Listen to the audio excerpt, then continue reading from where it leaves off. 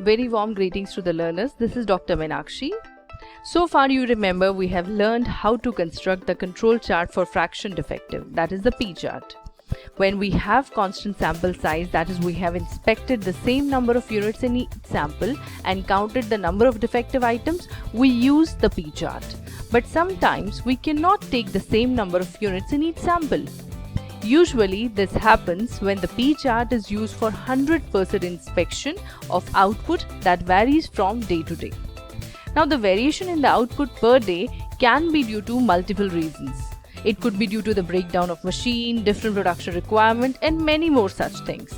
So when the sample size is not uniform, that is it is not same, it is not constant, we use P chart for variable sample size. The procedure of constructing the P chart for variable sample size is exactly similar to the P chart with uniform constant sample size, except for the control limits. And you know why for the control limits? Because the control limits are a function of sample size and these will vary with the sample size. So for the P chart for variable sample size, the control limits are calculated separately for each sample size and the control limit in such situation are known as variable control limit. Now there are two approaches used for constructing a variable control limits for the P chart. According to the first approach, the control limits of the P chart are calculated for each sample. And in case of the second approach, the control limits are calculated using the average sample size and we get constant control limits just as we get in case of a constant sample size. Now we'll understand these two approaches with the help of an appropriate example.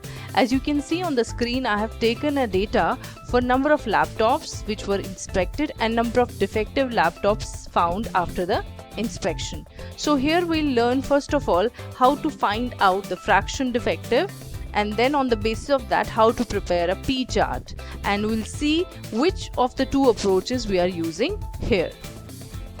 Now first of all we will find out the fraction defective, and for that purpose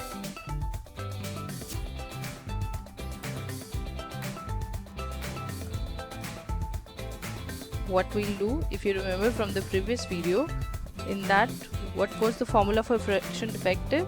First of all we'll just label these. Your number of laptops is labeled as N, your number of defective laptops have to be labeled as D, and your fraction defective, it will be labeled with the small p. Okay.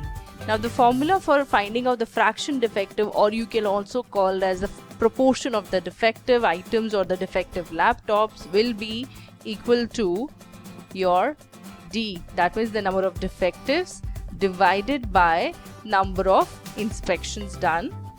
This is your fraction defective P value, and similarly have to find out for the rest of the sample. So we just do the double click here and we'll get the value of this thing.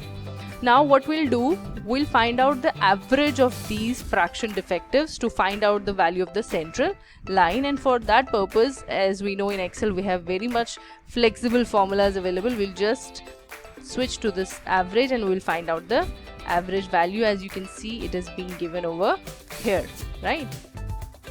Now in the next I will be writing down the central line, or you can also call it as a P bar. It's up to you which thing you want to write, and here I will be writing the upper control limit and the lower control limit, as we are going to find these two also. So what is the value of your central line? Because it is the average of the fraction defective of the whole sample, so it will be this. If you remember from the control chart for variables, we have calculated the value of central line with one another formula, that was after calculating the value of the X bar and then dividing it with the whole sample, that was the K value, that gave us the average value, that was the X bar, or in this case it is the P bar or the central line. So that is this one and the same thing. You can either do that or do this. Okay, so this is the value for central line, and you know this value of central line, it has to be made a uniform one, and for that purpose what we are going to do, we are going to put a $sign here so that we can get the values for rest of the sample, right? So this is your center line. For the calculation of upper control limit, as you remember from the previous video, the formula that we used for that was P bar, that is your center line value, plus 3 times or 3 into square root of what? P bar into 1 minus P bar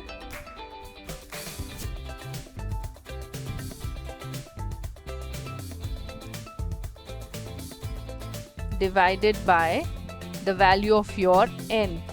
Here you can see the difference, because here what is happening, here we are having a value in which we are getting different values for n, right? But before this calculation, whatever we have learned that we are using the value of k that was constant. We were using the value for the constant sample. Now here is a variable sample, so we'll see the difference when exactly we'll be preparing our line graph chart.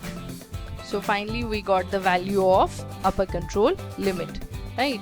And what we'll do, we'll just put a click over here and get the rest of the value for the rest of the samples. Okay, now for the lower control limit, we remember again the same formula. What was the formula? That is your P bar value minus 3 into square root of P bar into 1 minus P bar divided by n1 I can say here, because we have different values of n in this problem, and we'll obtain the value of lower control limit with the help of this formula. So you can see we have found the value of lower control limit, and with this double click we will get the values for rest of the sample.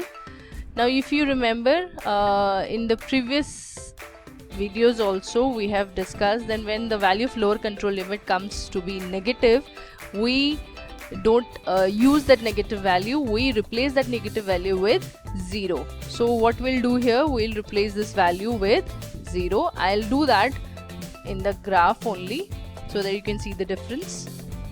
So selecting these 4 values, we'll go to insert, we'll select the line graph, and here is your P chart for variable sample. For more clarity, first of all I'll remove the grid lines. To make your lower control limit more clear, what we'll do, we'll replace this lower control limit values by 0.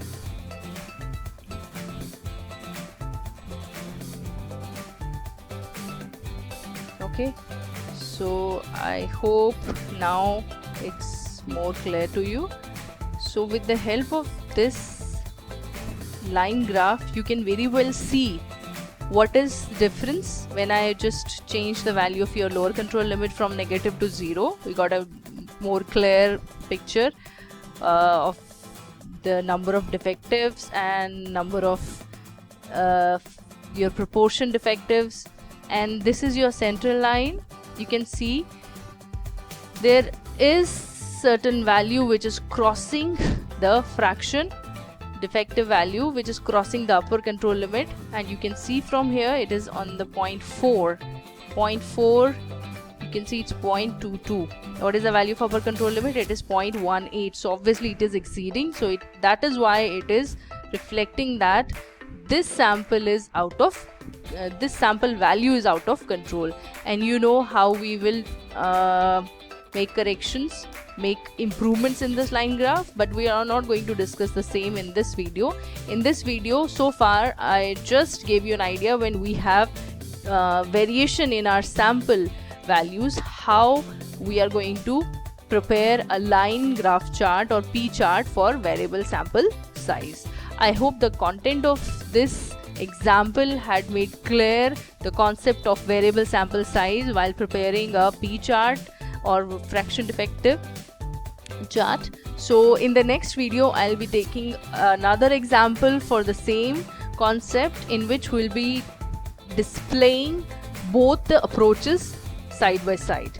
So for this video, if you have any queries, if you have any doubts, please feel free to comment on this video, and do subscribe the channel so that you can avail rest of the videos and you can join me in this learning journey.